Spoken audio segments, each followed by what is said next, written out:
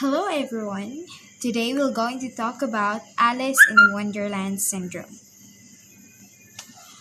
The movie plot Alice in Wonderland is a movie based on a girl named Alice and her adventure through a magical underworld that she came upon when falling through a rabbit hole. The most common storylines of Alice in Wonderland is about how character has a disability that they have to portray in the movie and books.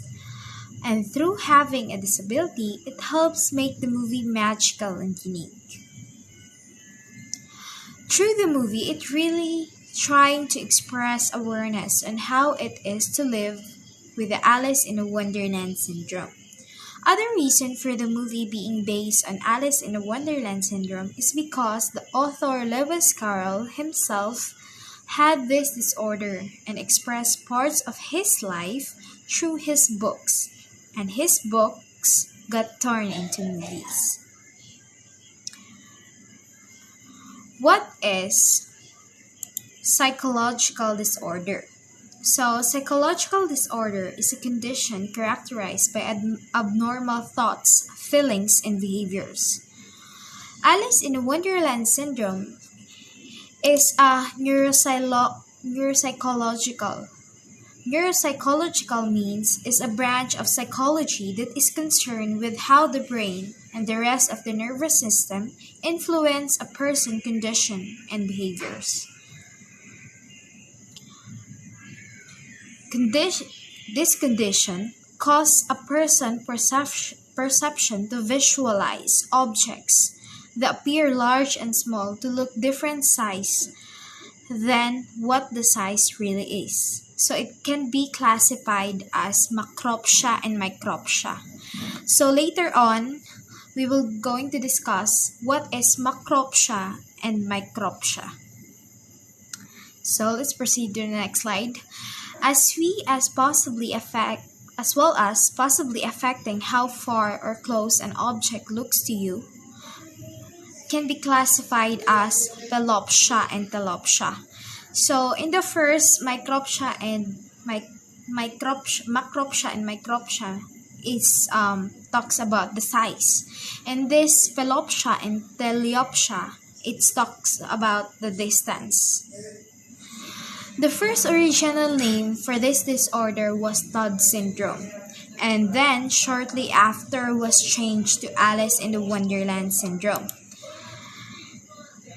Although different names for Alice in Wonderland syndrome are Lilliputian. Lilliputian means very small, and also hallucination. Hallucination means experience involving the apparent perception of something not present. And dysmetropsia means cognitive impairments of visual perception involving an apparent alteration in size or separation of visual objects. And of course, the original name, Todd's syndrome.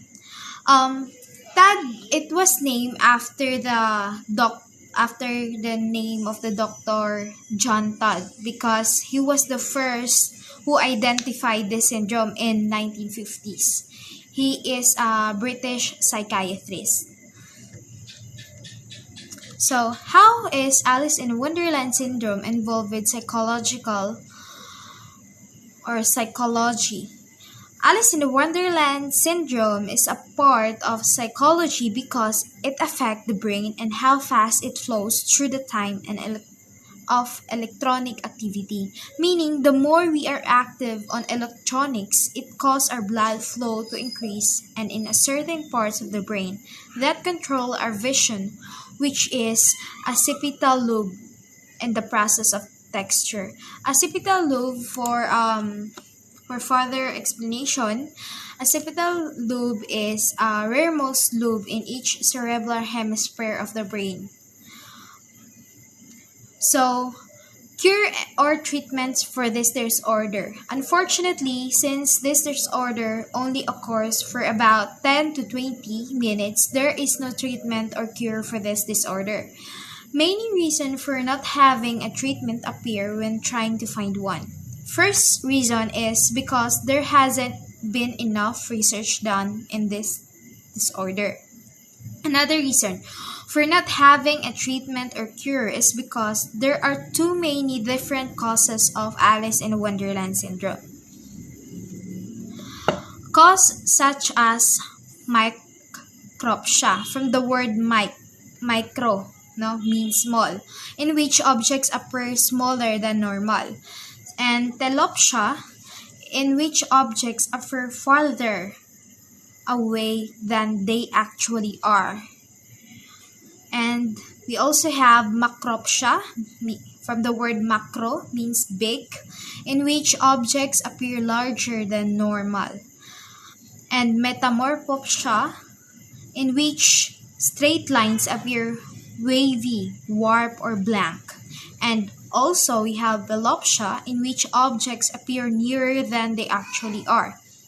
So, telopsia, objects appear farther away, and pelo appear nearer, no? So the two has difference.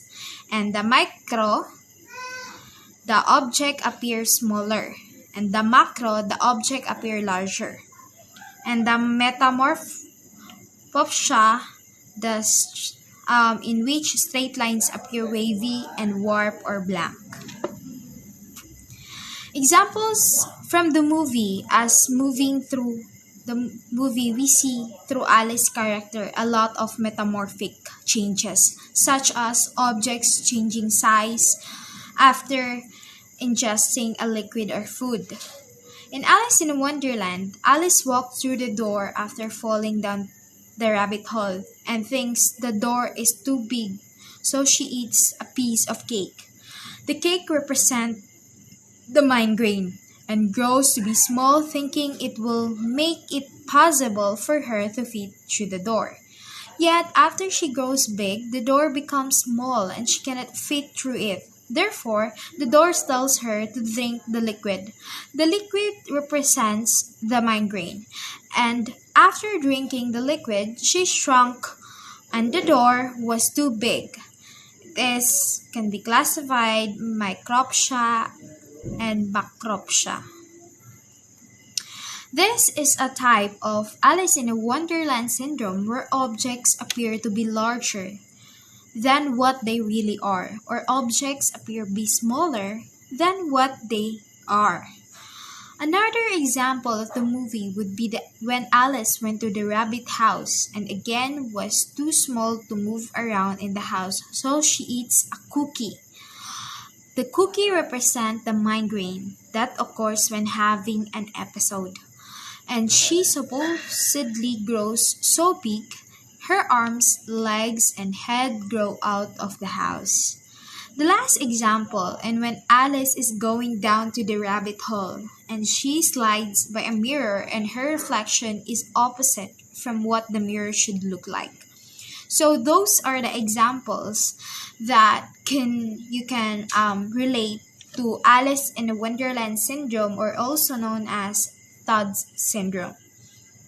So that would be all in Alice in the Wonderland syndrome.